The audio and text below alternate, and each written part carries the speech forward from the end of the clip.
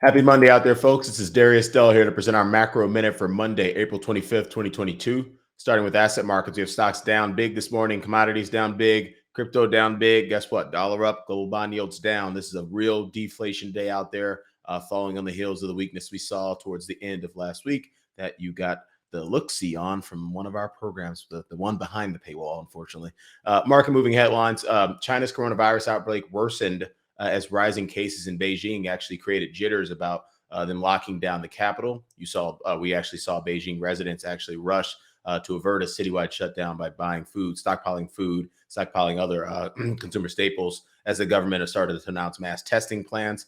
Obviously, if those testing plans go poorly, we're going to see something that looks like what they're doing in Shanghai, in Beijing. That would be another massive hit to Chinese demand and global GDP, and potentially exacerbate the pressures that we're seeing on global supply chains. Shifting gears a bit, a record number. So we had a survey from the NABE.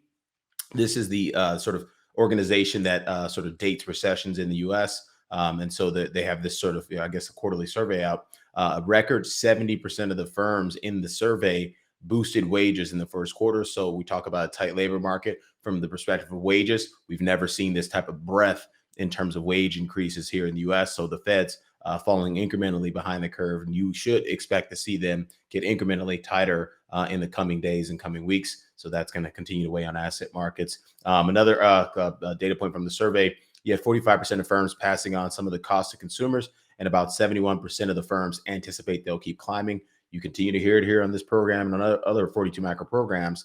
The momentum in the inflation time series, particularly the ones that matter, core PCE, median CPI, and sticky CPI, they continue to accelerate to the upside. We've seen no degradation in the momentum. We've seen no reason to believe that inflation is going to magically decline significantly over the medium term. The Fed's got a lot of work to do ahead of it. And then lastly, with respect to the French election, Emmanuel Macron beat Marine Le Pen pretty handedly, 58.5% versus 41.5%.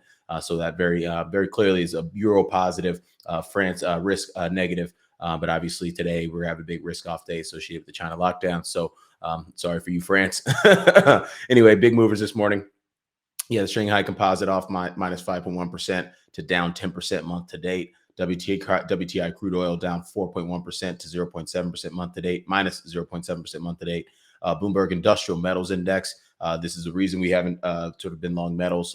We've been favoring other pockets of the commodity market, but metals tend to be more economically sensitive. And you're off 3.1% this morning to down 4.2% month to date. And then big reversal in bond yields. So this, again, for one of the first a few days, we're seeing where stocks and commodities are down big, and bonds are up. Bond yields are down. 10-year TIPS yield off 6 basis points this morning to up still 35 basis points month to date. So finally, some reprieve on the real interest rate front. Shifting gears to the chart here. Dollar continues to be in a raging bull market. It's starting to get overbought, 0.2% of upside in its probable range versus 2.2% of downside. Gold here, neutral VAMs getting close to oversold here, minus 0.2% of downside versus 4.7% of upside. So this move in real interest rates, it definitely had some impact on gold in recent days and weeks, but we're starting to see that potentially get oversold there.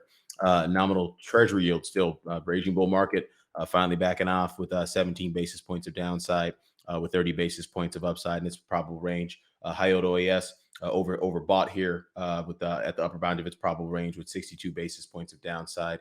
S&P 500, that is neutral VAMs, looks like it's oversold here. Yep, oversold at the lower bound of its probable range with 8.2% of upside. VIX, that's neutral VAMs, overbought obviously here with 42% of downside in its probable range. Actually broke out to neutral VAMs last week. One thing I call out there.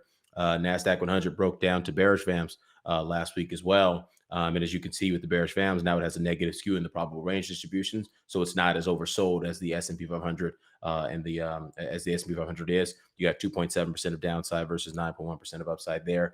That's exactly what you would expect to see. If we continue to see weakness, we're going to see the probable range gap wider, the lower bound of the probable range gap wider than the S&P and the Russell. But for now, they're hanging in with the neutral VAM state. Russell 2000 neutral VAMs minus 1% of downside versus 9.2% of upside. Bitcoin, Ethereum both broke the bearish VAMs last week. We talked about that in the program. Now Bitcoin's got 8% of downside in its probable range versus 9% of upside. It was a good sell by us a few weeks ago. Ethereum minus 7% of downside versus 11% of upside. another good sell by us a few weeks ago as well. Shanghai Composite, I mean, geez, every day we get on this program and talk about this chart, and every day we have to fend off emails in my inbox, questions on Twitter. Hey, China said they're going to ease and they're going to do this, they're going to do that, and they're going to do that. And guess what? They haven't done anything yet. And this is why the chart looks like this. And this is why the P&L of people who are not paying attention to the data points that matter continues to get smoked. So China off 5%, Shanghai Composite, that's a big move. Be aware of that, breaking to new lows here. So obviously does not look like a market that's about to go bail your P&L out, go bail your performance out with PBOC easing. This is just not the case in this particular juncture. Bearish fam still -1 or starts at beyond the lower boundary of its probable range with 10.5% of immediate term upside. WTI crude oil neutral VAMs -7.5% of downside, 13.7% of upside. Ag finally bouncing off the upper boundary of its probable range there with -3% of downside versus 2.8% of upside. So fair fight there. And then lastly, industrial metals finally oversold here with 8.3% of upside in its neutral VAM state. So with that, Darius Dale presenting our macro minute for Monday, April 25th, 2022. One thing I also call out before we go, tons of huge earnings this week. We got Apple, Amazon, Google, Facebook, Berkshire Hathaway, among others, all reporting this week. So be aware of that. We saw a lot of put buying and a lot of de-risking by hedge funds into the end of last week, sort of getting out ahead of that. If we see anything that's positive at the margin, from the perspective of the company guidance, company earnings, you could see a sort of a relief rally, a Vanna-driven relief rally associated with that. But obviously today we have to be mindful of these sort of incremental risks to Chinese demand. So with that, Darius Dale presenting our macro minute for Monday, April 25th, 2022. Best of luck out there this week.